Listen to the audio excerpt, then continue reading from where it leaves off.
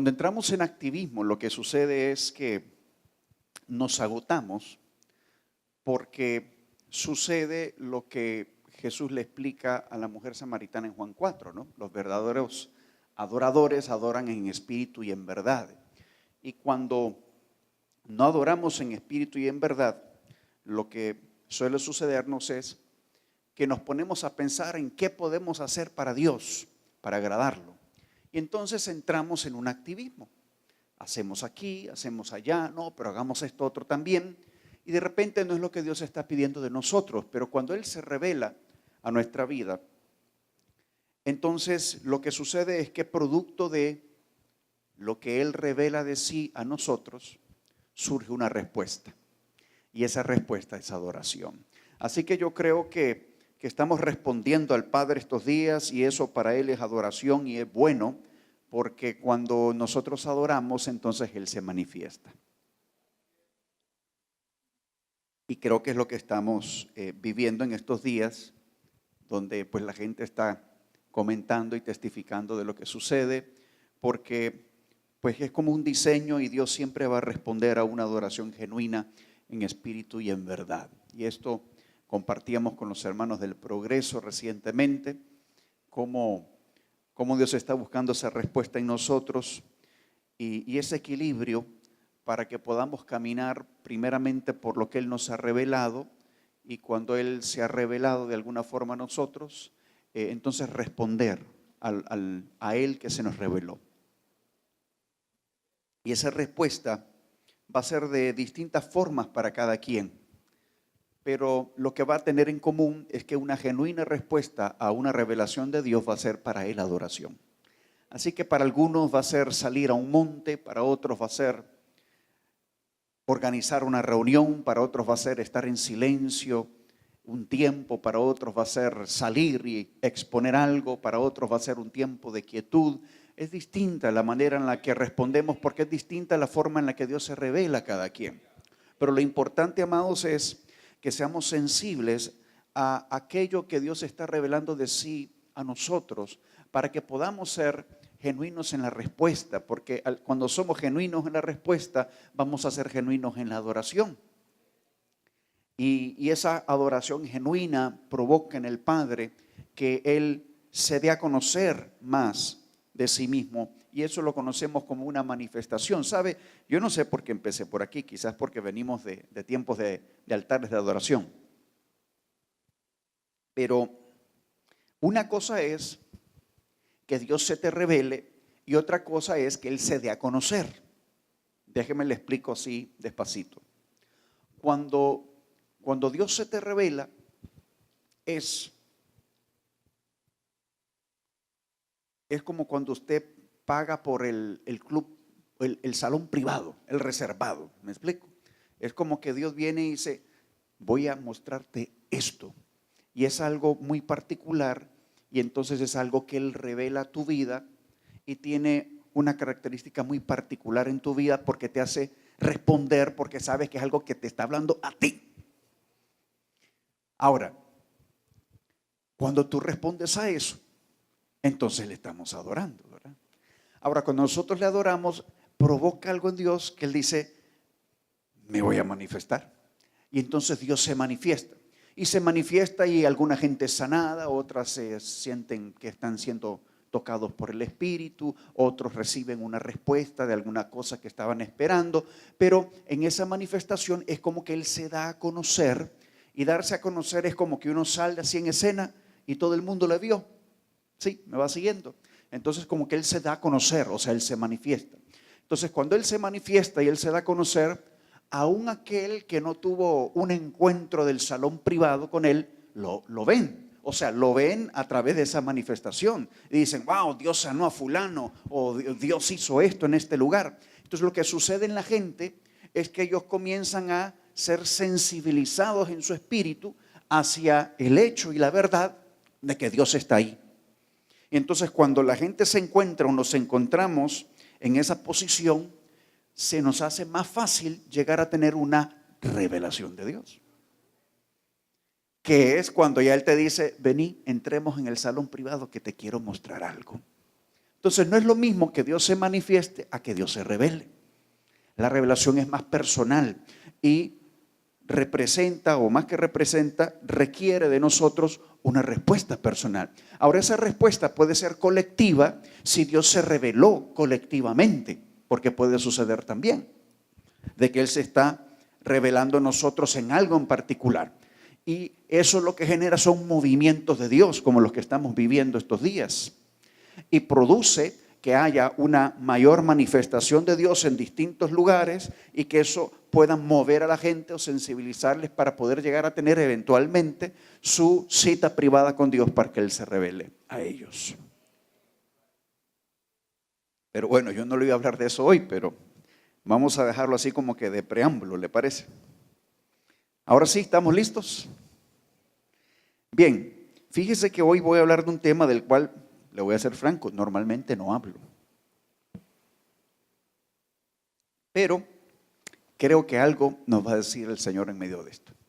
Y esta mañana yo quiero compartirle un poco sobre la provisión de Dios. Pero también le quiero compartir sobre la provisión en Dios. Pero no solo eso, le quiero hablar de la provisión en mí y en usted. Entonces, para hablar de esas tres dimensiones de la provisión, vamos a ver 9 etapas a lo largo de la Escritura que nos hablan sobre provisión. Y tenga la certeza que no es que vamos a hablar de finanzas, vamos a hablar de provisión, que es diferente. ¿Me va siguiendo hasta aquí? Entonces vamos a hablar de la provisión de Dios, de la provisión en Dios y de la provisión en mí. Así que, como todos ustedes saben, el mejor lugar para comenzar es, diga conmigo, el principio. Ahora, ¿cuándo sucede el principio? Diga conmigo, después del final. ¿Sabía usted eso? El principio se da después del final. Entonces, cuando Dios llega a iniciar las cosas es porque ya las terminó. Interesante, ¿no? Así que vamos a irnos al huerto, ¿le parece? Vamos al huerto. Le dije, vamos a ir viendo como 9 estaciones, etapas, dimensiones. Vamos a ver cómo le llamamos al final a esto, porque lo cierto es que, bueno, estas son etapas, ¿no? Una etapa, otra etapa, otra etapa. Niveles son así, ¿no? Vamos como en ascenso. Dimensiones, curiosamente las dimensiones tienen que ver con medida. O sea, si usted se va a lo que significa una dimensión es una medida. Entonces lo que pasa es que conocemos las dimensiones así, que usted dice, bueno, este cuadrito es de 40 por 40 centímetros, ¿no? ¿Cierto? Son las 2 dimensiones. Pero de repente si usted lo va apilando, entonces son de 40 por 40 por, bueno, dependiendo cuántos apiló usted, entonces tiene otra dimensión. Aquí tenían 2, cuando dije que era 40 por 40, pero cuando va subiendo va adquiriendo una tercera. Y esa tercera dimensión es lo que usted ve cuando se pone los lentes y ve la película y le parece que le salen hacia usted los pichinguitos. Es la tercera dimensión. Y otros por ahí dicen que la cuarta es una cosa más compleja. Y bueno, pero hoy vamos a hablar de etapas, de niveles. Y lo que sucede es que en la terminología de reino del siglo XXI empezaron a llamar la dimensión como a las atmósferas o a los ámbitos o a los ambientes. Entonces le hago esa aclaración por si acaso ustedes de esos que analizan la terminología, porque me sucede, porque yo me muevo entre educadores y me dicen, pero si dimensión es medida, entonces ¿cómo interpreto yo cuando dicen lo vamos a introducir otra dimensión? ¿Me van a meter otras medidas o qué? Entonces, bueno, le explico eso para que usted le ponga el calificativo que mejor le parezca a estas etapas de las cuales vamos a hablar. Pero dijimos que la primera era, ¿dónde dijimos? En el huerto. Muy bien. Vamos a Génesis 1. Vamos a leer un par de escrituras. Le advierto, vamos a ver mucho la escritura hoy. ¿Sí? Vamos a Génesis capítulo 1, verso 28 y 29. Y dice así Génesis 1, 28 y 29. Y los bendijo Dios y les dijo, sed fecundos y multiplicaos y llenad la tierra y sojuzgadla. Ejerced dominio sobre los peces del mar, sobre las aves del cielo, sobre todo ser viviente que se mueve sobre la tierra. Hablando del mar, mamá les manda muchos saludos desde Málaga, está en zona costera en España, y dijo saludos para todos en Muna, así que saludos para todos en Muna, ahora que estamos hablando de el mar. Y dijo Dios, he aquí yo os he dado toda planta que da semilla que hay en la superficie de toda la tierra, y todo árbol que tiene fruto que da semilla, esto os servirá de alimento. Observe usted que en el diseño original ahí en Génesis, pues el hombre no comía carne, sino que eran semillitas y eran plantas. Y entonces toda planta que da semilla, que está en la superficie de toda la tierra, y todo árbol que tiene fruto que da semilla, eso será de alimento. En la provisión del huerto, Dios tiene preparadas las cosas para que el hombre tome de ellas y se pueda sostener y mantener de ellas. Esta es una provisión, literalmente diríamos la provisión de Dios, porque Él dispuso todas las cosas para que el hombre pueda tomar mano de ellas. Entonces, dice luego en Génesis 2, en el 15, que el Señor Dios tomó al hombre y lo puso en el huerto del Edén para que lo cultivara y lo cuidara. Y ordenó el Señor Dios al hombre diciendo, de todo árbol del huerto podrás comer, pero del árbol del conocimiento del bien y del mal no comerás, porque el día que de él comas ciertamente morirás. Así que Dios pone al hombre en un hábitat, en un ambiente, en un ámbito donde tiene todo lo que necesita, pero hay una cosa de la cual él no puede tomar, y ese es el árbol del conocimiento del bien y del mal. Ahora, ¿por qué no habría de tomar el hombre de ese árbol? Usted dice, bueno, sí puede comer de todo, pero de ese no. Eso sería entrar a toda la historia del Génesis, pero para hacérselo así muy abreviado, porque Dios no quería que el hombre experimentara la maldad. Aunque Dios mismo sabe lo que es la maldad, Él no la experimenta en sí mismo, porque en Él no hay tinieblas. Y Él quería eso mismo para el hombre, que el hombre no experimentara el mal. Así que dijo de todo, pero de ese no. Y entonces uno pudiese decir, bueno, ¿y entonces por qué había mal? Bueno, eso sería otra historia. Pero lo cierto es que la serpiente ya andaba por ahí rondando, ¿no? Y esa fue la que inyectó de iniquidad a la mujer o a la humanidad.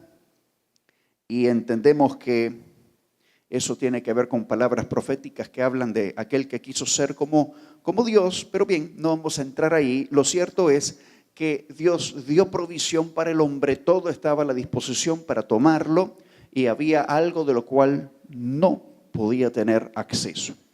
¿Por qué hacemos mención de esto? Porque lo vamos a ver más adelante. Entonces dijo Dios a Adán en Génesis 3, seguimos en el huerto, del verso 17 de Génesis 3. Entonces dijo Adán, por cuanto has escuchado la voz de tu mujer y has comido del árbol del cual te ordené diciendo, no comerás de él, maldita será la tierra por tu causa, y con trabajo comerás de ella todos los días de tu vida. Espinos y abrojos te producirá, y comerás de las plantas del campo. Con el sudor de tu rostro comerás el pan hasta que vuelvas a la tierra, porque de ella fuiste tomado, pues polvo eres y al polvo volverás. Y el hombre le puso por nombre Eva, su mujer, porque ella era la madre de todos los vivientes, y el Señor Dios hizo vestiduras de piel para Adán y su mujer, y los vistió.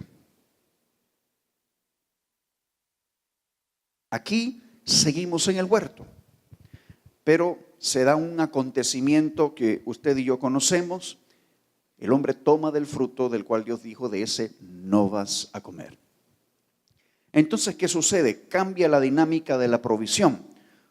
O sea, ahora el hombre tiene que trabajar para producir, y la tierra no siempre le va a dar lo que quiere. A veces le va a dar espinas, le va a dar abrojos, le va a dar lo que no quiere. Tiene que trabajar por ello, tiene que trabajar con el sudor de su frente por el pan. Y bueno, a la mujer le vienen otros males, pero están todavía en el huerto, y antes de que salgan del huerto, viene Dios y les provee vestiduras. O sea, les da lo que dice aquí, unas pieles. Y el Señor Dios hizo vestiduras de piel para Adán y su mujer y los vistió.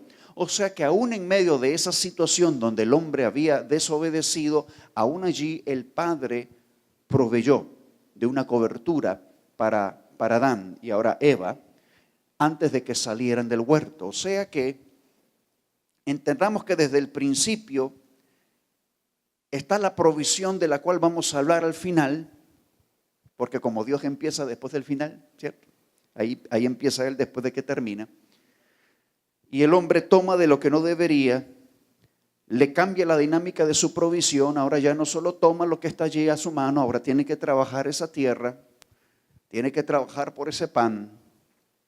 Y no solo eso, ahora van a salir de ese hábitat, de ese ámbito de Edén, pero antes de que salgan, el Padre provee una cobertura para ellos. Pieles, porque ahora sabían que estaban desnudos, pero lo interesante de esa cobertura, entendemos nosotros, es que Dios proféticamente está dando a entender que habrá sobre el hombre una cobertura y podemos creer de que esa cobertura era de piel de un animal que posiblemente podría ser un cordero, pero usted y yo no estábamos ahí cuando hicieron la película, entonces no sabemos con ciencia cierta, pero si el Espíritu nos pudiese de repente revelar que sí puede, muy probablemente esas pieles podrían ser pieles de un cordero sobre los cuales, o que se colocó sobre Adán y su mujer, porque fueron revestidos de esas pieles antes de salir del huerto. Ahora bien, el hombre y la mujer salen y entramos en otra etapa. Y en esa etapa la humanidad ya está multiplicándose, se va poblando la tierra, comienza a haber una multiplicación de esa iniquidad que se inyectó en el hombre. Y llega un punto donde Dios dice, hay demasiada maldad sobre la tierra, tengo que hacer como un reset, como volver a resetear todo, como cuando uno viene y toma su computadora, dice, bueno, tenemos que hacerle un formateo. Entonces van a formatear la tierra, la van a vaciar y la van a volver a llenar, así de a poquitos. Y entonces entramos en la etapa del diluvio y lo que acontece después del diluvio. En el diluvio, usted conoce la historia, el hombre entra en un arca, Dios los libera de la muerte a Noé y a toda su familia, y luego de 40 días y 40 noches, encerrados con todos esos animales, con una sola ventana, pero aún así, a salvo, llega el tiempo donde la tierra se tiene que volver a poblar. Y entonces dice Génesis 8, en el verso 20, y edificó Noé un altar al Señor. Cuando los hombres, varones y mujeres, pero cuando los hombres establecían altares, normalmente establecían altares cuando Dios se había revelado a ellos de alguna forma. Es decir, respondían con un altar. Así que Noé edifica un altar al Señor, toma de todo animal limpio y de toda ave limpia y ofrece un holocausto en el altar. Es decir, que el animal se queme totalmente, él no va a tomar nada de allí, eso es para Dios. Y entonces ese holocausto se quema en el altar, el Señor percibe el aroma agradable y entonces dice el Señor, nunca más volverá a maldecir la tierra por causa del hombre, porque la intención del corazón del hombre es mala desde su juventud, pero nunca más volverá a destruir todo ser viviente como lo he hecho.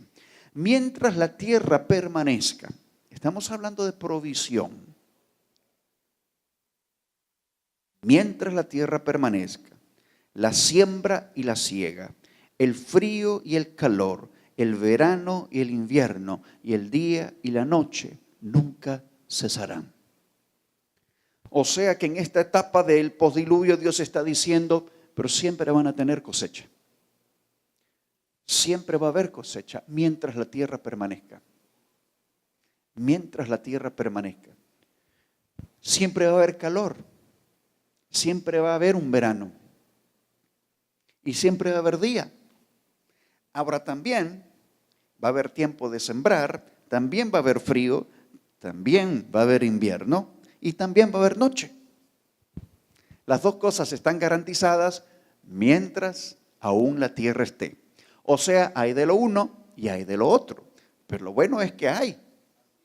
O sea, la provisión, hay como un refrendado de Dios diciendo, pero va a haber. Mientras la tierra esté, va a haber. Y entonces bendice Dios a Noé en Génesis 9.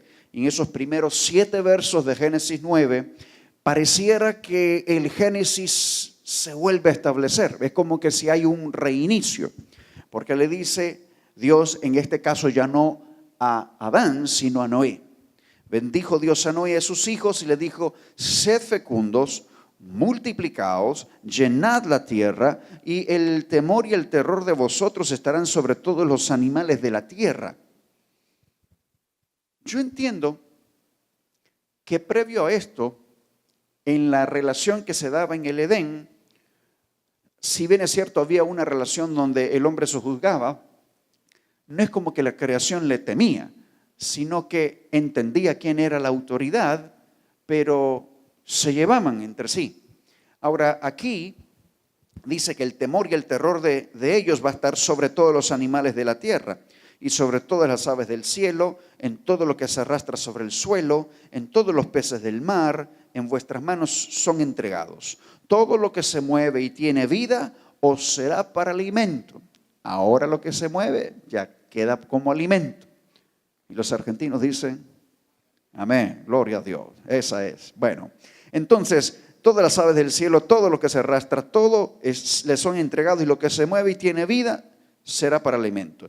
Todos lo doy como os di la hierba verde, pero carne con su vida, es decir, con su sangre no comeréis.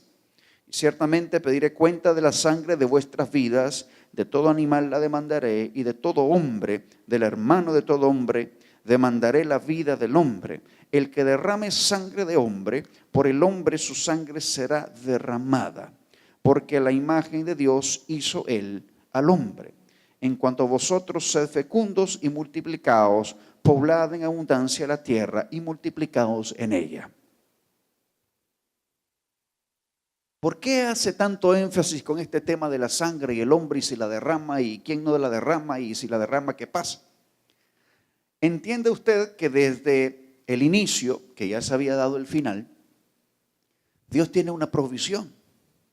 Y Dios está aguardando esa provisión y a lo largo de todas las etapas que vamos a ir viendo de esta provisión de Dios, todo apunta hacia esa provisión. O sea, el hecho de que si alguien derramaba la sangre de un hombre, entonces iba a ser demandada la sangre de aquel que la derramó.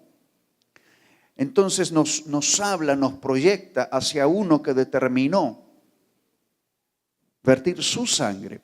Pero lo interesante cuando usted sigue leyendo en la Escritura, Levítico y todos esos libros tan tediosos, ¿no? O sea, porque son pura ley y a veces uno dice, ay Señor, ¿me lo salto? No me lo salto.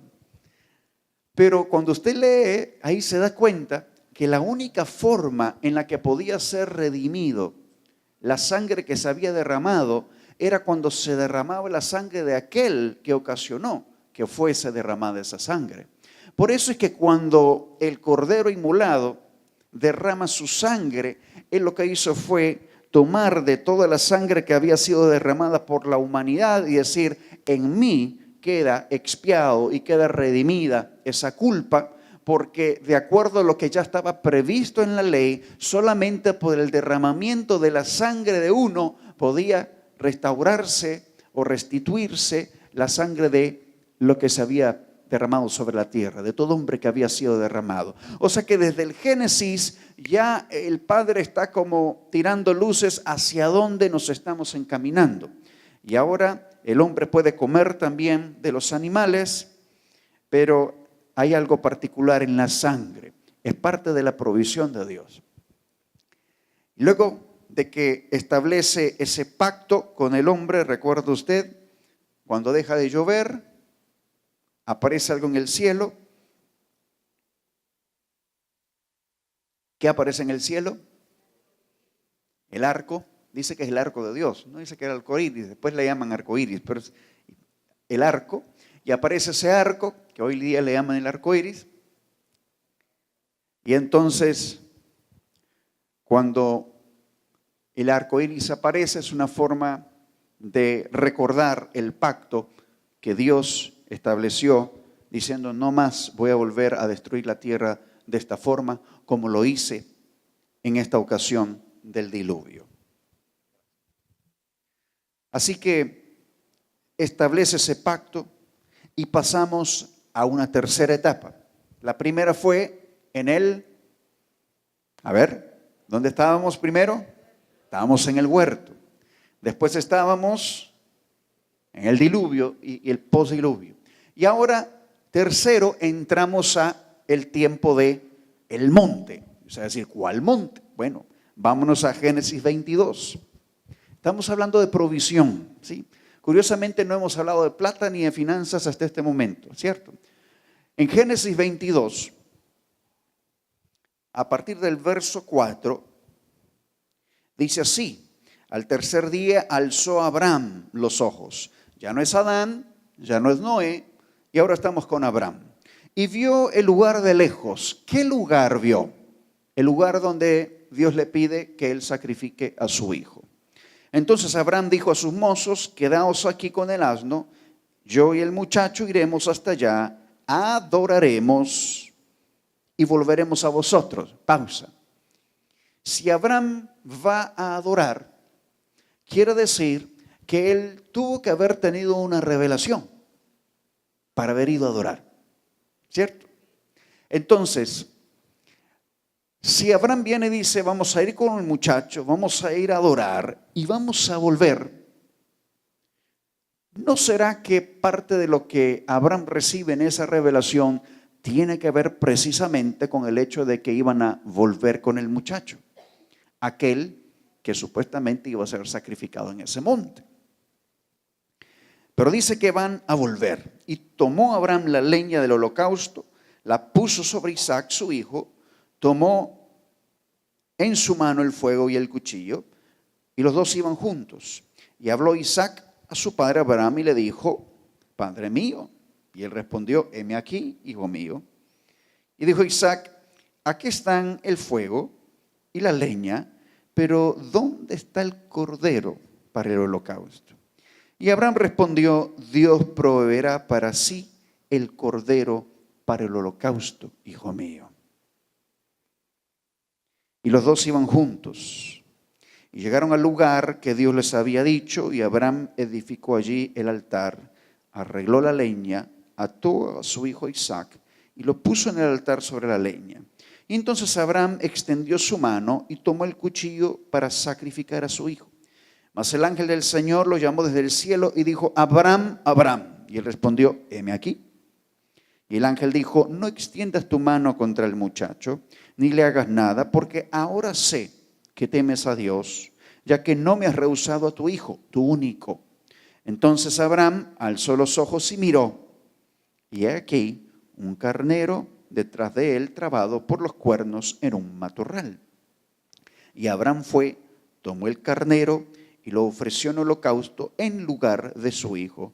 Y llamó a Abraham a aquel lugar en el nombre del Señor, o con el nombre de el Señor proveerá.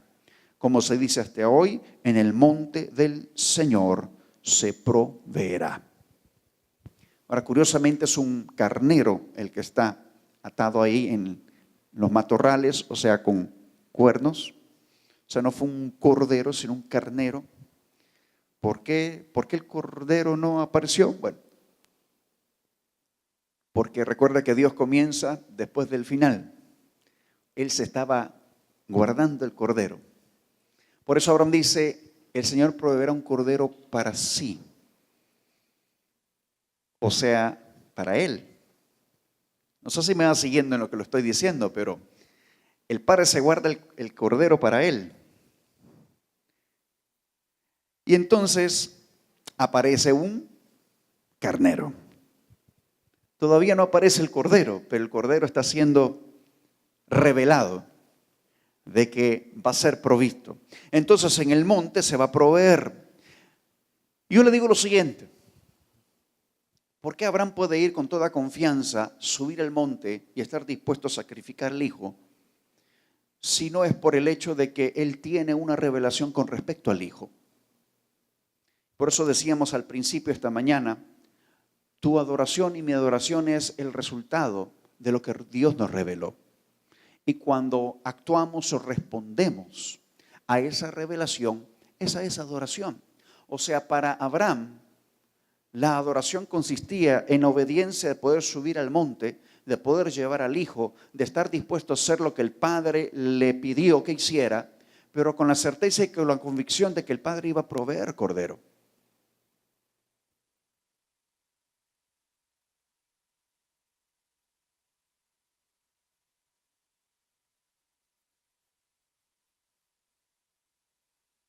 ¿Alguna vez le ha pasado eso?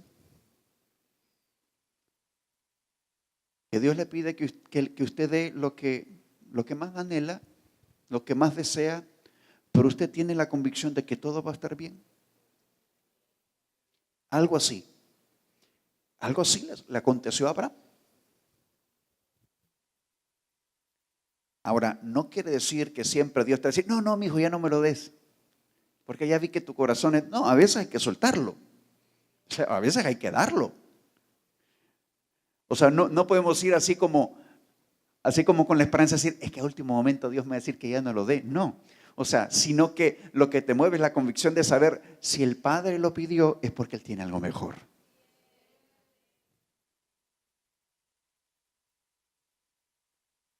Y créame que en ese monte de Génesis 22 el Padre tenía algo mejor.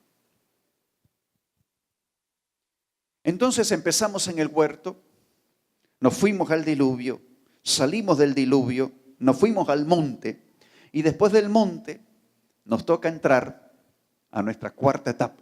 Y esa etapa es Egipto. Egipto, usted sabe, representa el mundo. ¿Cuántos saben que Dios te puede bendecir en el mundo? Vamos a ver qué pasa en Egipto. Acompáñeme a Génesis 39. No hemos salido de Génesis, apenas estamos allí, pero ya llegamos a la cuarta etapa. En Génesis 39, verso 5, dice lo siguiente: y sucedió que desde el tiempo que lo hizo mayordomo sobre su casa, está hablando de José, y sobre todo lo que poseía, el Señor bendijo la casa del egipcio por causa de José. Y aquí creo que el Espíritu le va a hablar a algunos. Hay lugares en Egipto que están siendo bendecidos por causa tuya. Y es importante entenderlo. Y la bendición del Señor estaba sobre todo lo que poseía en la casa y en el campo. Así que todo lo que poseía lo dejó en mano de José. Y con él allí no se preocupaba de nada, excepto del pan que comía. Y era José de gallarda figura y de hermoso parecer. Aquí todavía no está con Faraón. Aquí está con el hombre del ejército, cuya esposa quiere seducir a José, y usted conoce la historia, y él se rehusó porque dijo, ¿cómo voy a hacerle yo eso a mi amo? Él me ha dejado todo, excepto tú, que eres su mujer. Así que entiende usted que esto es previo a que José pase con Faraón. Pero luego, José pasa de estar con el hombre de la milicia a la cárcel. Y vamos a ver allí en Génesis 39, ahora el verso 23, y dice, el jefe de la cárcel no supervisaba nada que estuviera bajo la responsabilidad de José, porque el Señor estaba con él, y todo lo que él emprendía, el Señor lo hacía prosperar. ¿Dónde estaba José? En la cárcel. ¿Y esa cárcel dónde estaba? En Egipto. Y allí todo le iba bien. Luego pasa con Faraón. Vamos a Génesis 41.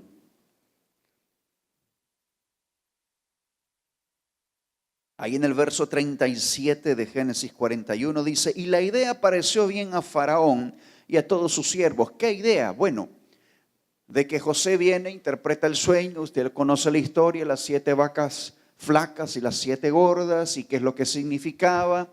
Y bueno, José le dice, lo que viene, mi señor, es esto y esto, y bueno, usted lo que necesita hacer es buscar gente entendida, que sepa cómo administrar este asunto, y va a pedir una quinta parte, o sea, un 20%, porque en esos 7 años usted va a guardar. Y si usted hace números rápidos, el 20% y por 7 veces es 140%, o sea que podía haber todavía algunas pérdidas a lo largo de ese tiempo, pero iban a tener asegurado que iba a haber un 100%, si no es que más, para los 7 que venían. Y yo creo, eso lo recibo ahorita, que ese 140% era porque tan tremendo es Dios y a José que le alumbró, que él sabía que el crecimiento demográfico iba a ser inevitable en Egipto. O sea, la población en Egipto, después de esos 7 años, iba a ser mayor. Entonces había que proyectar tener más en los graneros para que cuando se alimentaran los otros 7 años, tomaran en cuenta que tal vez ya no eran 1.000.000, eran 1.200.000 o 1.400.000. ¿Sí? O sea, son cositas que de repente usted no se detiene a pensar en ellas porque es más linda la película y entonces la vemos. Pero cuando usted se pone a escudriñar algunas cosas, dice, caramba, o sea, a Dios no se le fue ni un detalle. Y esa es parte de su provisión. Y estamos en Egipto. Y bien, entonces le parece bien la idea. Estamos en Génesis 41, en el 37 y seguimos. Y dice, ¿podemos hallar un hombre como este en quien esté el Espíritu de Dios? Y Faraón dijo a José, puesto que Dios te ha hecho saber todo esto, no hay nadie tan prudente ni tan sabio como tú. Tú estarás sobre mi casa y todo mi pueblo obedecerá tus órdenes. Solamente en el trono yo seré mayor que tú. Faraón dijo también a José, mira, te he puesto sobre toda la tierra de Egipto. Y Faraón se quitó el anillo de sellar de su mano y lo puso en la mano de José. Y lo vistió con vestiduras de lino fino y puso un collar de oro en su cuello. Lo hizo montar en su segundo carro y proclamaron delante de él, doblad la rodilla. Y lo puso sobre toda la tierra de Egipto. ¿Dónde estamos aquí? En Egipto. ¿Había provisión? Sí, había provisión. Pero era en Egipto, hermano. Pero ahí estaba el Señor en medio del asunto. ¿Sí? Lo que le quiero decir es que a veces como que satanizamos algunas cosas, ¿no? Pero aún en medio de Egipto, Dios puede tener un plan. Y Él te puede prosperar. Y Él puede hacer que otros puedan ver lo que hay en ti. ¿Acaso José tuvo que competir? ¿Concursó para la plaza, como diríamos en educación? Realmente no concursó para la plaza. Él lo que hizo fue simplemente manifestar la esencia que había en él. Dijo, ¿quién puede interpretar sueños? Todos los magos no pudieron, los adivinos no pudieron. Y entonces se acordaron de él, el bendito copero, a quien José le había interpretado un sueño, y finalmente se acordó de él. Y entonces le dijeron a Faraón, mira, hay uno que sabe interpretar sueños, este es José, llámenlo. Y usted conoce la historia, entonces él interpreta el sueño y lo bendicen. Y ahí está José, prosperado en Egipto. Ahora, seguimos todavía en Egipto y pasamos al capítulo 45 en Génesis, desde el verso 9. Aquí ya José se da a conocer a sus hermanos, revela su identidad y quiere traer al pueblo, a la casa de su padre, a Egipto. Y le dice en el 45:9, daos prisa y subid a donde mi padre y decidle, así dice tu hijo José, Dios me ha hecho señor de todo Egipto. Ven a mí, no te demores, y habitarás en la tierra de Gosén, y estarás cerca de mí, tú y tus hijos, y los hijos de tus hijos, tus ovejas y tus vacas, todo lo que tienes. Allí proveeré también para ti, pues aún quedan 5 años de hambre, para que no pases hambre tú, tu casa y todo lo que tienes. Y más adelante en el verso 17 dice que entonces Faraón dijo a José: di a tus hermanos, haced esto, cargad vuestras bestias e id a la tierra de Canaán y tomad a vuestro padre y a vuestras familias y venid a mí y yo os daré lo mejor de la tierra de Egipto y comeréis de la abundancia de la tierra. Y a ti se te ordena decirles: haced esto, tomad carretas de la tierra de Egipto para vuestros pequeños y para vuestras mujeres, y traed a vuestro padre y venid. Y no os preocupéis por vuestras posesiones personales, pues lo mejor de toda la tierra de Egipto es vuestra.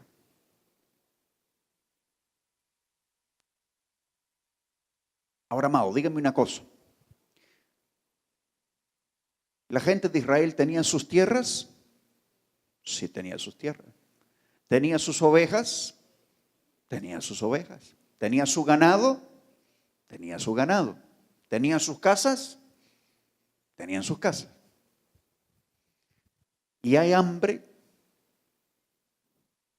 en esa tierra. Y entonces resulta que en Egipto hay provisión. Aunque hay hambre en toda la tierra, allí todavía hay provisión. Y entonces el faraón mismo provee para que el pueblo de Israel se venga a Egipto y le den de lo mejor, de lo mejor. Ahora, ¿tuvieron que renunciar a lo que tenían? ¿Qué dice usted? Sí, ¿no? No se preocupen por lo que tienen, dice, o sea, déjenlo. Porque aquí les voy a dar algo mejor.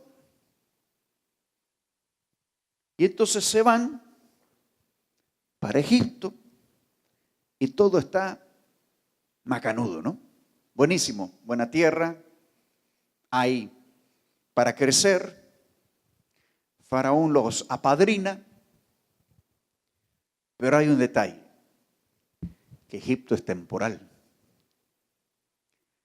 Entonces, pasado un tiempo, dice la Escritura que llega otro faraón que no sabía de José y de lo tremendo que fue José y cómo José interpretó sueños y cómo José sacó a Egipto a lo largo de todos esos 14 años y toda la historia que usted conoce. Ese faraón no se acordaba de esa historia. Entonces llega un momento donde Israel tiene que salir de Egipto, porque el tema es que esa no es la tierra para ellos. Ahora, ¿fueron bendecidos en Egipto? Fueron bendecidos en Egipto. ¿Tenía Dios otro plan para ellos? Sí tenía plan para ellos. ¿En todas estas etapas proveyó Dios para ellos? Sí proveyó para ellos. Pero el tema, amado, es que tú tienes que entender cuáles son las etapas a través de las cuales Dios te va llevando, nos va llevando, que en medio de todas esas hay provisión, pero que no necesariamente te está pidiendo que te estaciones allí, porque todavía hay otro camino por recorrer. Y eso nos hace ir a nuestra quinta estación, ¿cierto? Y esa quinta estación es el desierto. Así que empezamos en el huerto, pasamos al diluvio, luego que salimos del diluvio, ¿a dónde entramos? Nos fuimos al monte, del monte nos fuimos por Egipto, y ahora de Egipto nos vamos al desierto. ¿Cuántos quieren ir al desierto? Nadie quiere ir al desierto. Feo ahí, no hay nada. Eso parece. Pero vamos a ver qué pasa en el desierto.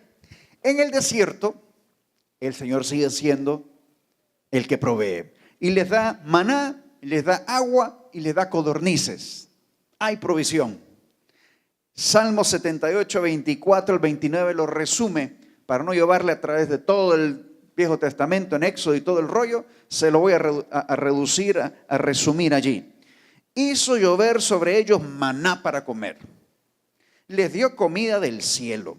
Pan de ángeles comió el hombre. Dios les mandó comida hasta saciarlos. Hizo soplar en el cielo el viento solano y con su poder dirigió el viento del sur.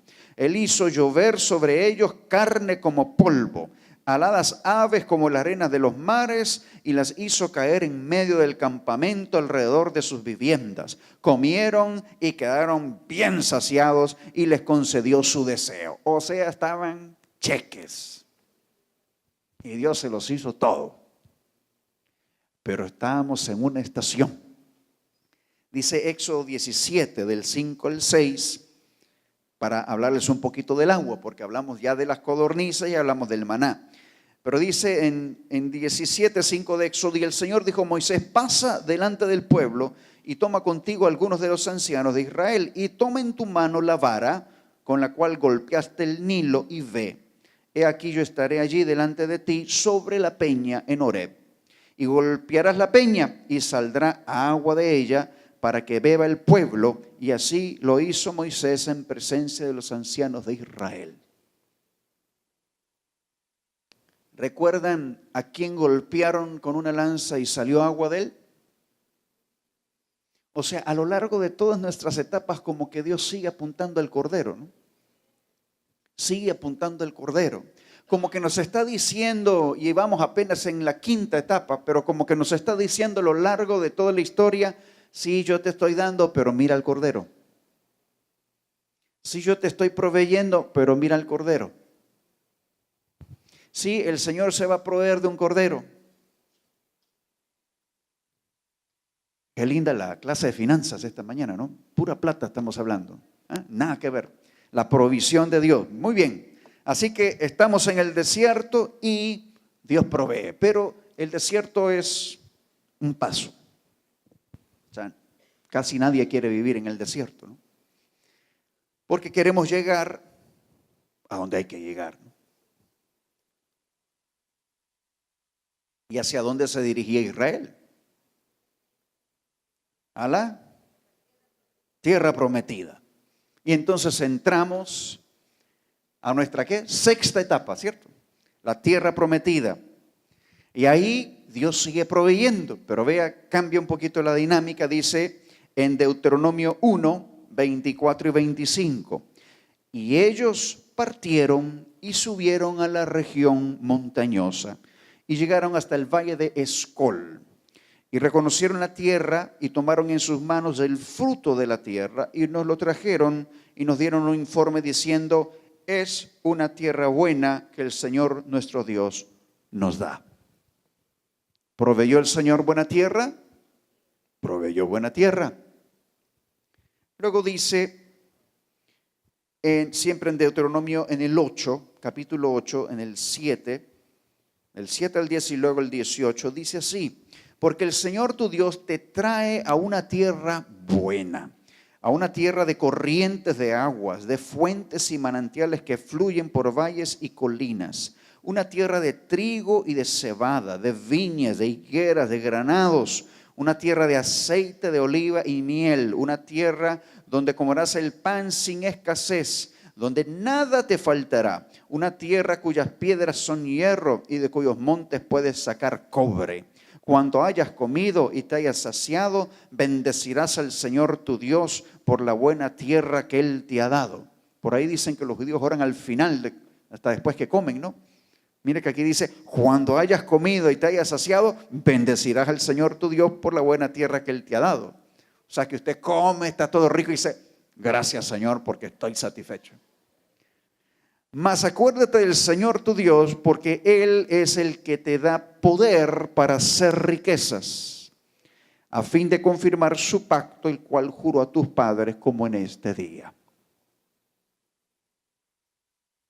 ¿Qué nos dio? El poder para hacer las riquezas. Pero todavía no hemos llegado. Estamos en la sexta etapa. Y todo está lindo en esa tierra prometida. Se ve que es buena, que hay provisión allí, que el Señor les da un poder para hacer riquezas, para que su pacto sea confirmado. ¿Y cuál sería el pacto? Bueno, en el contexto que les iba a dar una tierra, ¿no? Pero ¿qué tierra nos iba a dar? ¿Qué provisión se tiene el Padre? Y por eso tenemos que irnos a la séptima estación. ¿Está listo para entrar a la séptima? Entramos. Mire qué rápido. Ahora pasemos a Lucas. Vaya conmigo a Lucas, en el capítulo 9. Y mientras usted busca Lucas, vamos a repasar las etapas. Empezamos en el huerto. De ahí nos fuimos al diluvio. Salimos del diluvio y subimos al monte. Del monte nos fuimos para Egipto. De Egipto nos tocó irnos para el desierto. Cruzando el desierto entramos a la tierra prometida. Y ahora, ¿a dónde nos vamos a ir? Diga conmigo, con Él. No es la última etapa. Apenas es la séptima. Usted ha oído gente que dice, ay, qué tremendo haber estado en los días que estaba Jesús y ver todos los milagros que Jesús hacía. Séptima etapa, con Él. Con Él. Entonces, Lucas 9, verso 16, 17 dice, y tomando los 5 panes y los 2 peces, levantando los ojos al cielo, los bendijo y los partió. Y los iba dando a los discípulos para que los sirvieran a la gente. Y todos comieron y se saciaron. Y se recogieron de lo que les sobró de los pedazos 12 cestas llenas. ¿Quiénes habrán repartido? Posiblemente los discípulos, ¿no? Que eran 12 también. O sea que quedaba también para los que repartían. Y esta es, amados, la etapa en la que estamos con Él. Estamos con Él y entonces Él provee, Él multiplica, Él sacia. Todos estamos muy bien porque estamos con Él. Pero todavía no hemos terminado, ¿no?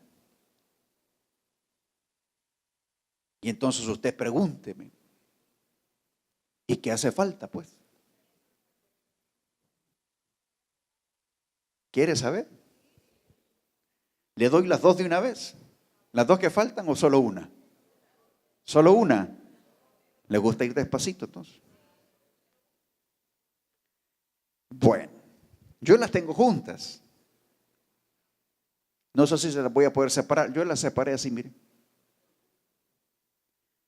Nos falta estar en Él, pero también nos falta que Él esté en nosotros. Ahora vámonos a lo mejor del trigo. Vamos a recordar algo en Salmos. Vaya conmigo a Salmos 81, 16, que es una palabra profética que dice así, en el 81, 16 de Salmos. Pero yo te alimentaría con lo mejor del trigo y con miel de la peña te saciaría. Amado mío, ¿quién es lo mejor del trigo? Dígalo así, sin temor. Él es lo mejor del trigo, Jesús. Y aquí está el Señor hablando proféticamente al pueblo de Israel diciendo, pero yo te daría lo mejor. ¿Qué tenían en el huerto?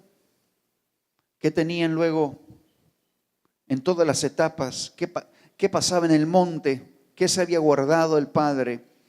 Él guardó para sí un cordero, lo mejor del trigo.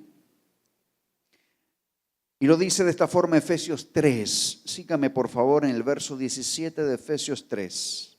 De manera que Cristo more por la fe en vuestros corazones. Y que arraigados y cimentados en amor, seáis capaces de comprender con todos los santos cuál sea la anchura, la longitud, la altura, la profundidad, o sea, toda la dimensión. ¿Sí? Hablamos un poco de dimensiones esta mañana. O sea, que puedas comprender las dimensiones del amor de Cristo, que sobrepasa el conocimiento, para que seáis llenos hasta la medida de toda la plenitud de Dios. Y aquel que es poderoso para hacer todo mucho más abundantemente de lo que pedimos o entendemos, según el poder que obra en nosotros. ¿Según qué? El poder. ¿De quién? ¿Pero dónde está el poder? Opera en nosotros. Opera en nosotros. ¿Recuerdan cuando el Deuteronomio le dice, pero les di el poder para hacer las riquezas? O sea, como que no ha cambiado la dinámica. Y dice, según el poder, y este es el apóstol Pablo diciendo, según el poder que obra en nosotros. A Él sea la gloria en la iglesia y en Cristo Jesús por todas las generaciones y por los siglos de los siglos. Amén. Entonces, mucho más abundantemente de lo que pedimos o entendemos, pero es según el poder que obra en nosotros. Ahora yo me pregunto, ¿será el poder el mismo para todos? ¿O será que lo que cambia es cómo obra el poder en nosotros? En otras palabras, usted y yo, cuando recibimos al Hijo o el Espíritu del Hijo, recibimos el todo de Él. Pero cómo opera el todo de Él en nosotros, puede que no sea igual en todos, aunque sea el mismo que tenemos adentro. Eso es algo así como cuando usted tiene un teléfono inteligente que hace 1000 maravillas, pero usted lo único que hace con él es recibir llamadas y hacer llamadas. O sea, tiene el mismo poder, pero como que en unos opera de una forma y en otros de otra. O sea, según el conocimiento, la revelación de aquel que está en usted. O sea que tenemos el todo de Dios en nosotros. Sí está el todo de Dios en nosotros. ¿Obra y opera el todo de Dios a través de nosotros? Dígame usted. No sé cuántos muertos hemos resucitado últimamente, cuántos paralíticos se levantaron. No sé, pero es como para que reflexionemos un poco, porque todos tenemos que ponernos de repente a pensar un poco en esto y decir, bueno, creo que Dios nos quiere decir algo. Eso es algo así como que tenemos el ticket todo incluido, pero no estamos pidiendo, ¿no? O sea, porque está el acceso o el poder a todo, pero como que hay una medida en cómo va operando o obrando el poder en nosotros. Pero pasemos a Colosenses, en el capítulo 1, porque estamos, ¿dónde estamos? Estamos en Él, ¿no? Pero Él también está en nosotros. Vamos a Colosenses 1, y dice Colosenses 1:26. Es decir, el misterio que ha estado oculto desde los siglos y generaciones pasadas, pero que ahora ha sido manifestado a sus santos, a quienes Dios quiso dar a conocer cuáles son las riquezas de la gloria de este misterio entre los gentiles, que es Cristo en vosotros, la esperanza de gloria. ¿A dónde le quiero ir llevando con todo esto, amado? Empezamos en el huerto, donde Dios ya había preparado todo, donde el hombre venía y tomaba. Pero como que algo ahí no terminaba de hacer clic, porque a pesar de que todo estaba al alcance de la mano, aún así el hombre andaba buscando lo que no le convenía buscar. Y tomó de lo que no le convenía a pesar de que tenía todo lo demás. Y eso nos llevó hasta tener que salir del huerto, a no tener acceso al árbol de la vida, que es Cristo mismo, y pasar por todo un proceso donde, entre otras cosas, todo el mundo se llenó de agua, donde se tuvo que hacer como un reset, un volver a iniciar, y Noé y su familia son salvados en medio de todo eso. Y después de ese diluvio es como que se establece un pacto nuevo, y ahora no solamente las plantas puedes comer, sino también todo lo que se mueve. Y bueno, se vuelve a poblar la tierra. Y después de que pasa eso, y que Dios bendice a Noé y su familia, que establece un pacto de no volver a destruir la tierra, lo lleva a lo largo del tiempo a lo que usted y yo conocemos como el tiempo del patriarca Abraham, un hombre que saca de una tierra sumamente idolátrica y lo lleva a otra tierra que no conoce, y en medio de ese proceso lo lleva al monte, y en el monte le hace entender de que él se ha provisto de un cordero, que él tiene una revelación del monte, tiene una revelación del cordero, sabe que el Padre se ha reservado de un cordero, pero le mostró un carnero. Pero él sabe que el Padre se ha reservado del cordero.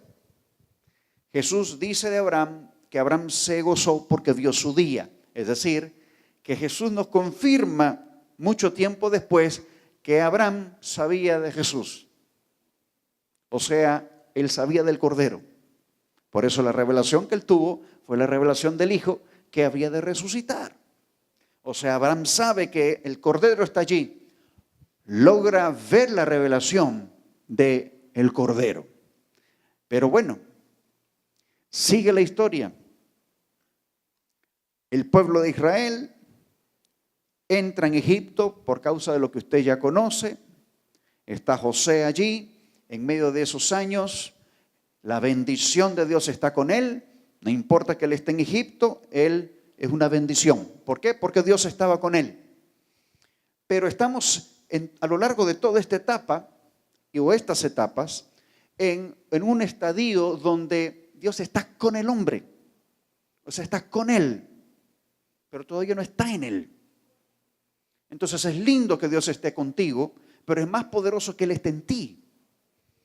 Entonces salen de Egipto, pasan por el desierto, Dios está con ellos. Qué tremendo, hermano.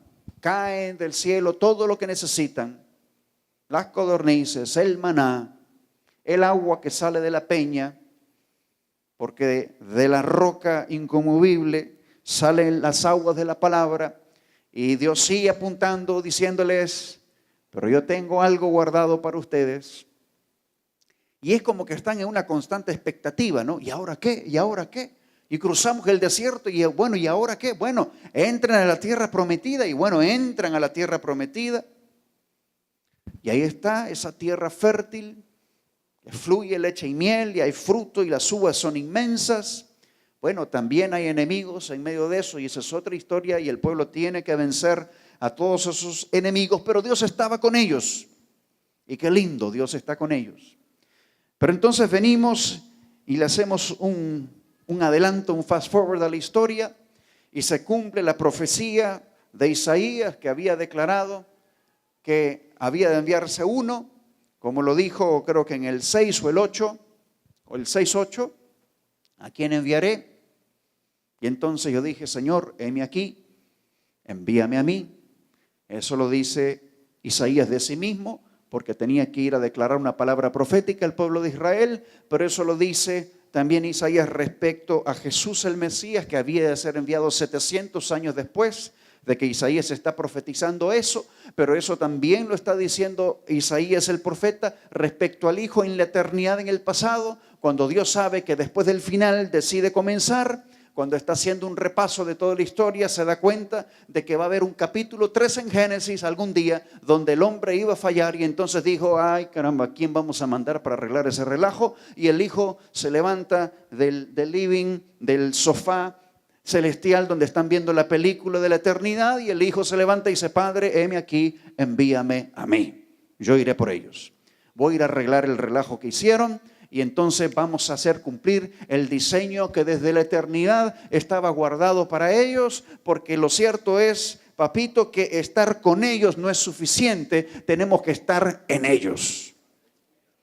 ¿Cuántas mamás y papás por aquí no le han dicho alguna vez a su hijo, ay, mijo, pero porque tenés la cabeza pegada no la perdés? A veces los niños pierden cosas y uno en un momento de exabrupto puede llegar a decir semejante cosa. Pero lo que quiero decirle es que es como que Dios pasó un momentito de eso, dijo, estos por más que esté con ellos, si no es que estoy dentro de ellos, esto no va a funcionar. Estar con ellos no es suficiente. Estuve con ellos en el huerto, estuve con ellos después del diluvio, estuve con ellos en el monte, estuve con ellos en Egipto, estuve con ellos en la tierra prometida.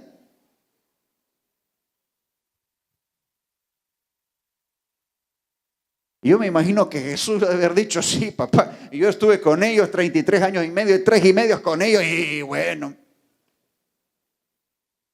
hay que estar adentro. Aún Jesús le decía a la gente, miren, ustedes vienen por los panes y los peces. O sea, la gente iba por lo que Dios proveía cuando estaban con Él. Porque venían de toda una historia y un desarrollo donde cuando Dios estaba con ellos todo iba bien. Pero estaba con ellos. Y entonces pasamos la mayor parte de nuestra historia donde Dios está con ellos y todo va bien porque está con ellos. Pero el tema es que tenemos que ir haciendo un cambio al chip para darnos cuenta que Dios lo que quiere es estar en ti. Porque estar contigo nada más no resulta suficiente. Pero la gente quiere que Dios esté con ellos. ¿Y qué será, amado? Porque cuando Dios estaba con el hombre, todo iba bien, pero todo lo hacía Dios. Dios puso la fruta, Dios puso el árbol, Dios puso la semilla, Dios puso todo para que el hombre comiera. Dios puso después también los animalitos para que comieran los animalitos. Pues Dios puso el carnero, pero se tenía guardado el cordero. De ahí Dios puso las vacas gordas y le puso la sabiduría a José para saber que había que guardar de ahí y pasar un impuesto. Pero Dios estaba con él y todo iba bien. Y usted así va viendo la historia. Dios con ellos y todo iba bien. Y como que en Deuteronomio les hace un sas así profético, diciéndole, en ustedes está el poder para hacer las riquezas. Y pasa el tiempo y pasa el desierto y Dios está con ellos y le manda del cielo y le manda de la roca todo lo que ocupan. Ahí está, porque Dios está con ellos. Y todo va bien, porque Dios está con ellos. Pero después de un tiempo, ese diseño tiene que ir agarrando forma y lo que Dios vio desde la eternidad del principio, que Él ya estaba más que claro y convencido, estar con ellos no es suficiente. Hay que estar en ellos. Hay que estar en ellos. Y aun cuando el Hijo mismo estaba con nosotros en la tierra, todo iba bien porque Jesús estaba con ellos. Pero entonces Jesús comienza a soltarles también el reto, el desafío. Miren, las cosas que yo he hecho, ustedes las van a hacer porque yo voy al Padre. Miren, a ustedes les conviene que yo me vaya, porque entonces el Padre va a enviar al que Él prometió. O sea, les conviene. ¿Por qué? Porque venimos de 6 etapas de Dios con ustedes. Y tenemos que pasar a Dios en ustedes, porque si no el asunto no nos va a llevar a ningún lugar, porque ya pasamos toda una vida, una historia donde estoy con ustedes y todo va bien, pero porque yo estoy con ustedes, pero ahora necesito estar en ustedes. Y por eso les decía, les conviene que yo me vaya. No, por si tú estás con nosotros, hagamos la enramada, Señor, aquí nos quedamos. No, a ustedes les conviene que yo me vaya. Pero entonces como que el hombre, varón y mujer, lucha con la idea de que no se me vaya Dios. No quiero que se me vaya, quiero que se quede aquí conmigo. Pero está diciendo, no, es que no es contigo, es dentro de ti. Por eso te conviene que me vayas para que entonces el Espíritu del Hijo venga para estar dentro de ti.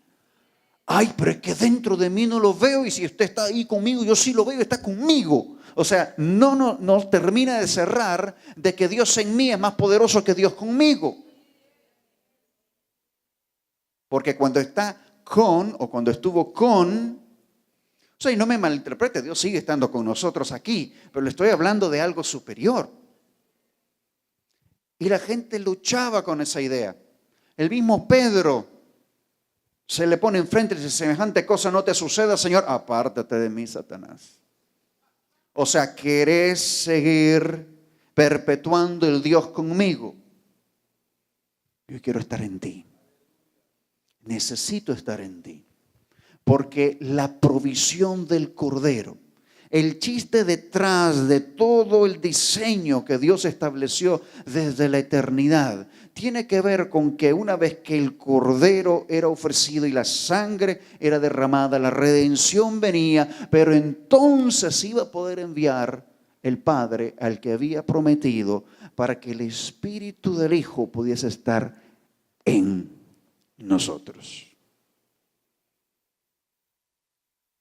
Y no se queda allí, porque el estar Él en nosotros y el ser Cristo en nosotros, la esperanza de gloria, lo que la gente está esperando ver manifiesto,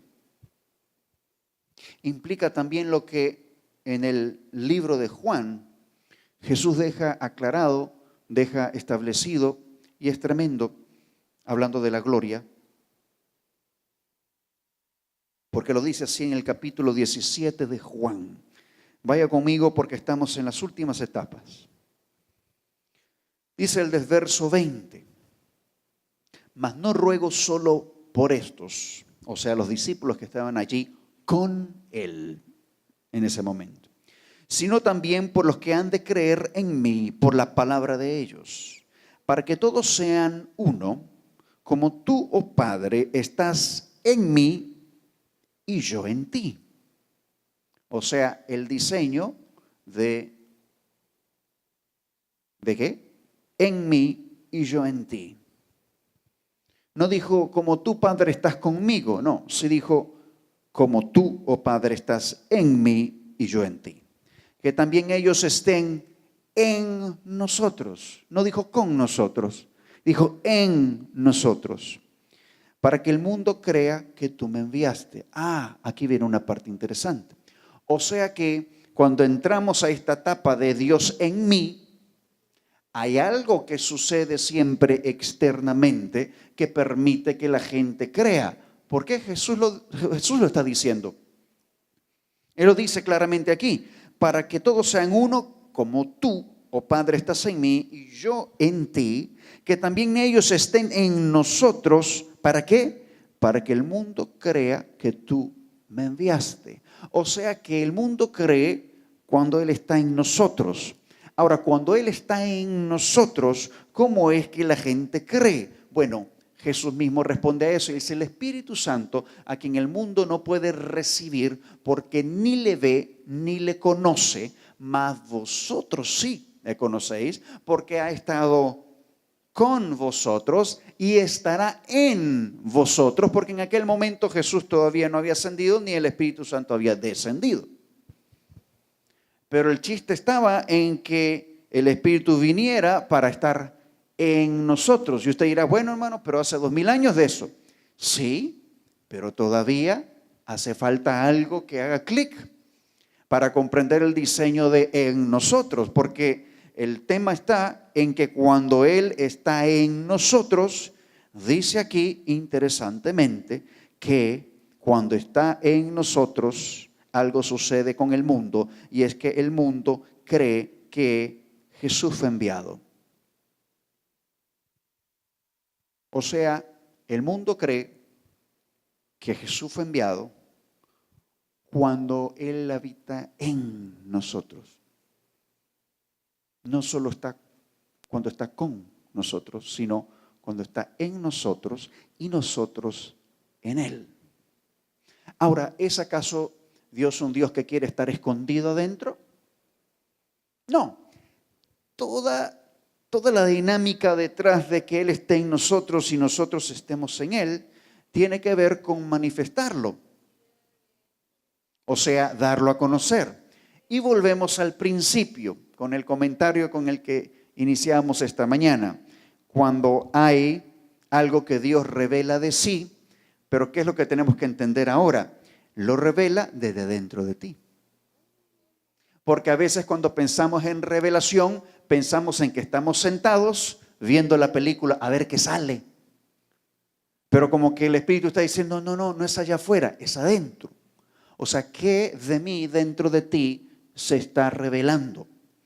Porque el asunto es que si seguimos con la mentalidad de hacia afuera, en el sentido de que, voy a ver qué Dios me muestra, ¿cierto? Porque a veces hasta decimos, a ver qué Dios me muestra, y como que inconscientemente ya nos ponemos a pensar, a ver qué sale en la pantalla.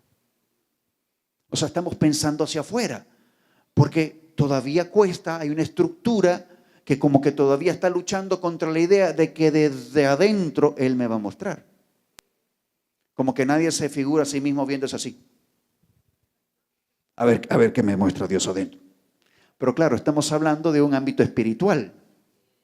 Porque obviamente, o sea, por muchas libritas de más que yo pudiese tener, él no cabe adentro en el sentido de decir, todo está contenido en Él, aunque ese es el misterio, que toda la plenitud de Él está contenida en mí. Yo estoy en Él y Él está en mí. Desde adentro hacia afuera. Entonces, ¿acaso Dios quiere que esté adentro de nosotros y el que no lo tuvo adentro, ni modo? No, sino que para que aquellos que todavía no le tienen dentro le puedan conocer, entonces vale lo que Jesús dijo, miren, el Espíritu Santo, a quien el mundo no puede recibir porque no le ha visto ni le conocen, mas vosotros sí le conocéis porque ha estado con ustedes y estará en ustedes. Y en Hechos 2 se cumple el en ustedes y se sigue cumpliendo después con Cornelio, en ustedes, con los gentiles. Se cumplió en tu vida y en mi vida en algún momento, en ti. Pero la gente, si no lo ha tenido dentro, ¿cómo lo va a recibir? Bueno, no ruego solo por esto, sino por los que han de creer en mí por la palabra de ellos. ¿Por la palabra de quién? De ellos. ¿Quiénes eran ellos? Bueno, los apóstoles que estaban allí. Pero yo entiendo que esta es una palabra cuyo seguimiento, cuyo cumplimiento va así, como que sigue, porque después es por la palabra de aquel que la recibió por causa de ellos, y luego por aquel que la recibió por causa de aquel que la recibió, de aquel que la recibió, de aquel que la recibió, de aquel que la recibió, de aquel que la recibió.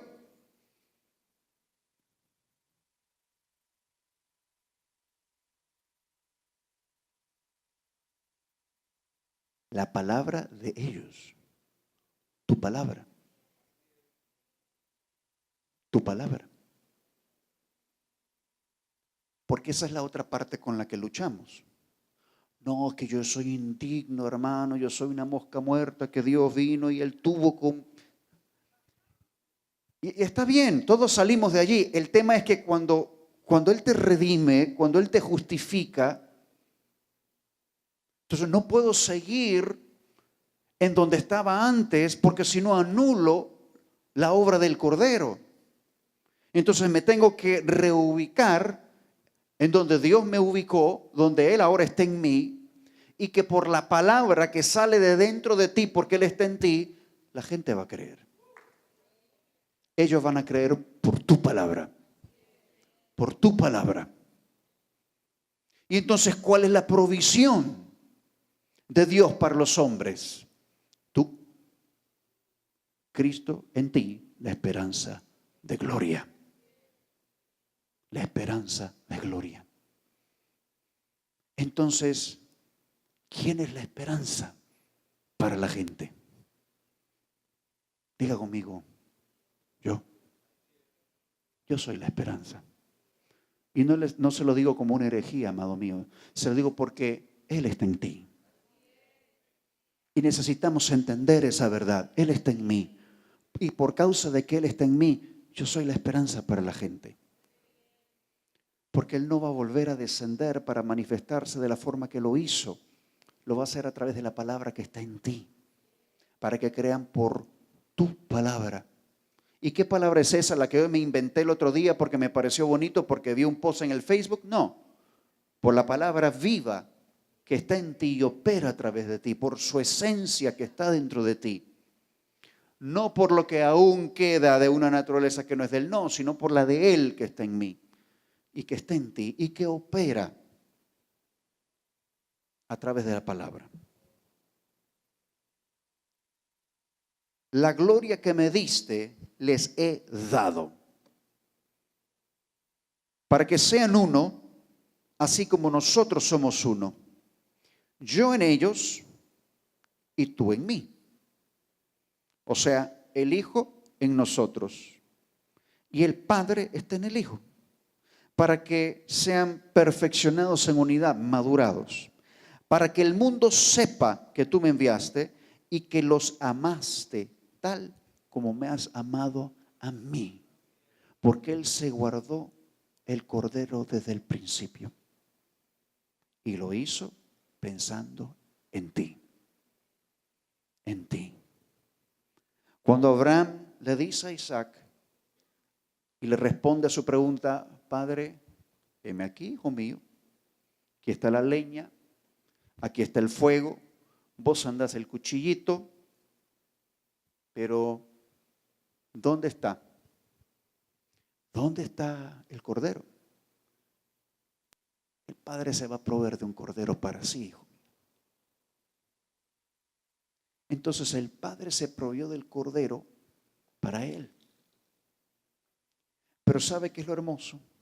Que él se dio al cordero para que el cordero no regresara solo, sino que regresara contigo. Porque lo que Dios quería desde el principio era una familia.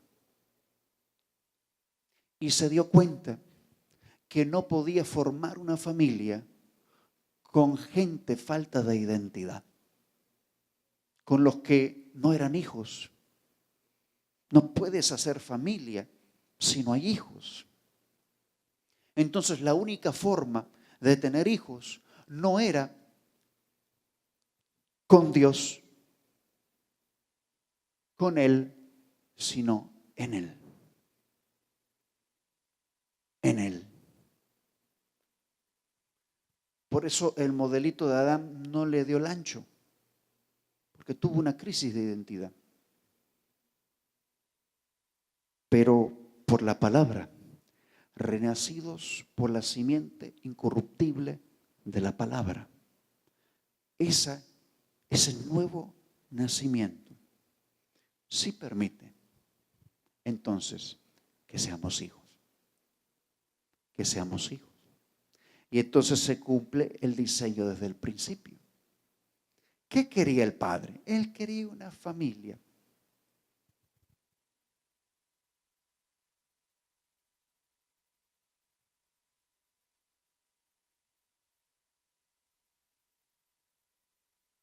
De silencio. Cristo en ti es la esperanza de gloria. Por eso es que a lo largo de estos días, un mensaje que ha estado resonando, y creo que mamá lo compartía no hace mucho, tenía que ver con más allá de oficios y llamamientos, funciones, con naturaleza, con esencia. El llamamiento supremo en Cristo Jesús. Ser uno con Él, ser hijos. Él en ti. Y Él en ti va a permitir que la gente crea por tu palabra. Amados, creer no se trata de que la gente entra a un club. No es como que hoy ya lo trajimos a la iglesia, a la fulanita, cayó. No, o sea, es superior a eso. Se trata de un cambio total, de una vida nueva en Él, de una eternidad, pero más que la eternidad, de una naturaleza nueva. El joven rico fue preguntando por eternidad y Jesús le quería llevar al Padre y él seguía preguntando por eternidad, o sea, por vida, por salvación, digamos, por no irse al infierno, pues. Y Jesús le decía, pero el Padre es el bueno. Y dice, sí, Señor, pero ¿qué tengo que hacer para la vida eterna? O sea, es como que si usted le da play a eso unas 3, 4 veces y jugamos a la insistencia, es como que el hijo el joven rico, perdón, estaba como diciendo, sí, pero decime cómo soy salvo. Yo no me quiero ir al infierno. Bueno, sí, pero mira, el bueno es el Padre. No, pero decime cómo me salvo. No, que te quiero llevar al Padre. No, que no me quiero quemar.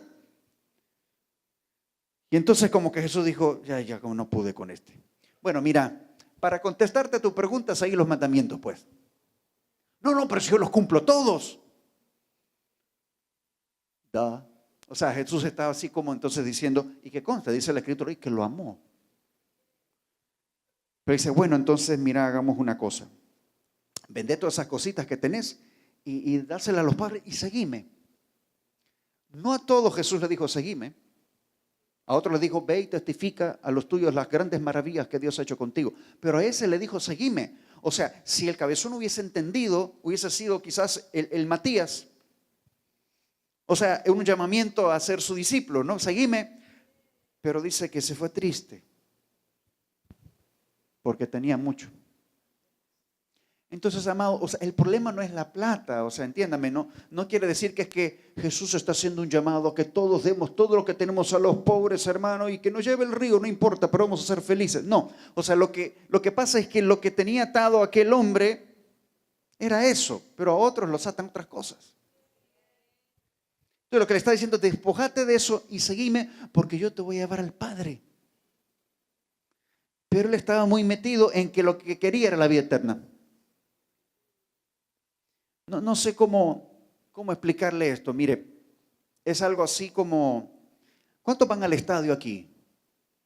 Dios reprenda al diablo.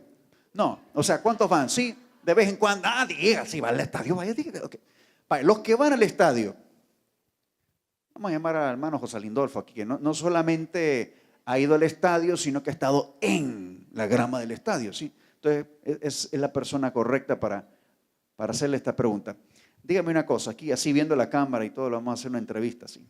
Estamos aquí con José Lindolfo, alias el Indio, ese jugador de la primera división, que bueno. A ver, contame una cosa, ¿has ido al estadio alguna vez? Sí, he ido. Ok, ¿dónde te has sentado? Hay diferentes lugares en el estadio para sentarse, ¿no? Sí, en la gradería.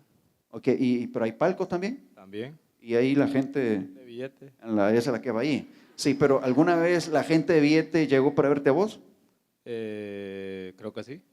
¿Usted cree o lo vio? Creo que sí, sí lo vi. Ah, sí lo vio. Ok, ahora dígame otra cosa. ¿Alguna vez usted subió a un palco de esos? Sí, subí. ¿Y qué tal se ve de ahí? Espectacular. Máquina, ¿va? Aquí.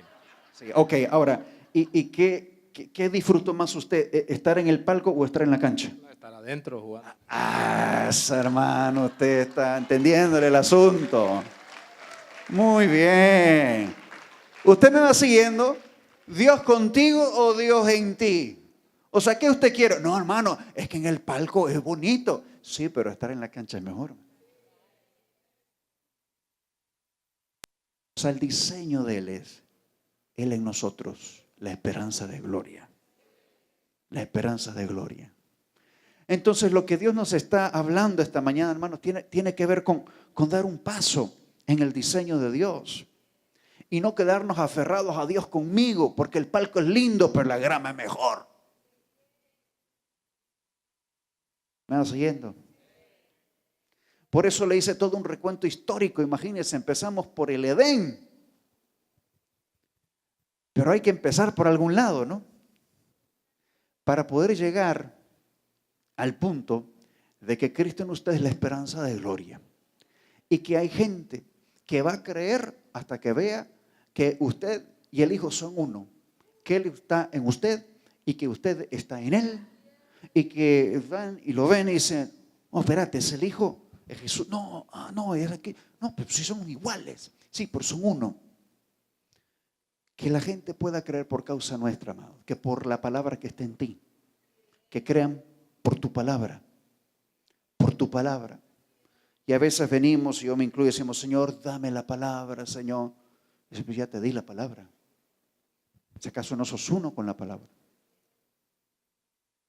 Entonces, esta mañana yo le hablo a los esquemas mentales que se desarrollan en nosotros a lo largo del tiempo, porque pareciera que pesa más la historia que lo que Dios está queriendo revelar en nosotros.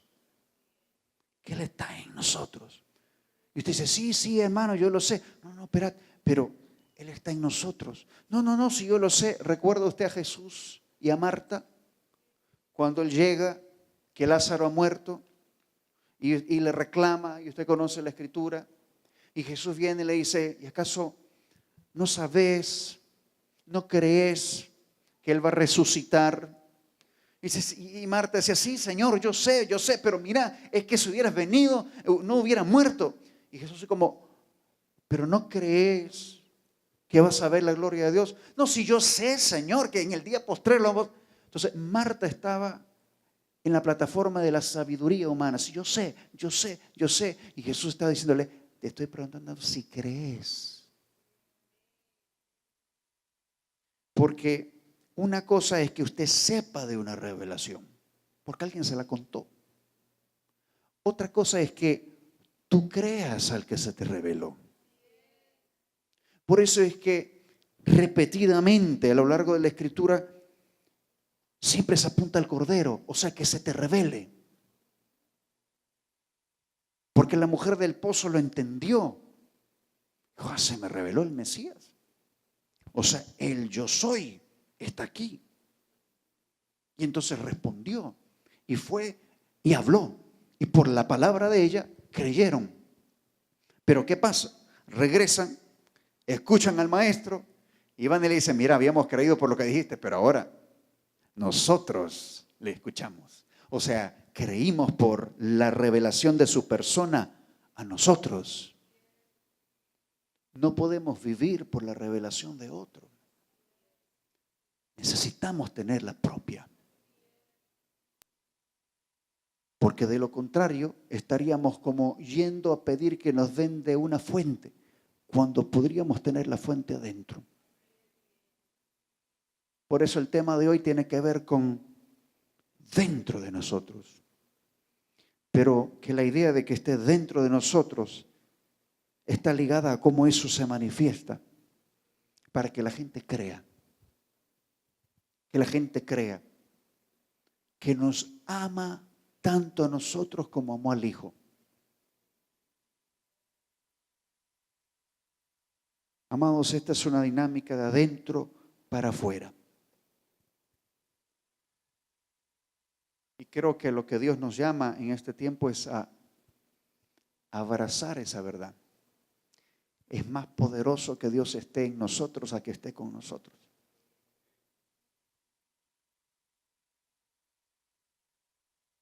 Porque si está en ti, está contigo también. Pero Dios puede estar con alguien y no necesariamente estar en él. Y hay un abismo entre lo uno y lo otro. Y creo que estamos llamados a declarar esa palabra para que la gente pueda creer por la palabra que está en ti. ¿Le parece? Oramos. Espíritu Santo, gracias. Gracias porque ese es tu plan, este es el diseño, este es el tiempo donde tú obras y operas desde adentro nuestro, a través nuestro. Y que podamos abrazar esta verdad de que tú en nosotros, que el Espíritu del Hijo en nosotros, esa es la esperanza de gloria de este tiempo. Declaramos, Padre, una apertura total en nuestro entendimiento para abrazar esto. Y que podamos, Padre, aún por una revelación personal por tu Espíritu, entender las verdades que están impregnadas en nosotros y que tú estás deseando cada vez más revelar a nuestra vida. Revélate a nosotros. No queremos solamente ver una manifestación tuya, sino que nos metas a ese salón privado, a ese reservado y te reveles. Queremos conocerte y entender toda la dimensión, como decía Pablo. Toda la dimensión de tu persona y que tú en nosotros eres la esperanza de gloria que la gente está esperando. Padre, te bendecimos. abrazamos esta verdad y queremos caminar conforme a ella, hoy y todos los días de nuestra vida. Gracias, papito amado. Aleluya. En el nombre de Jesús.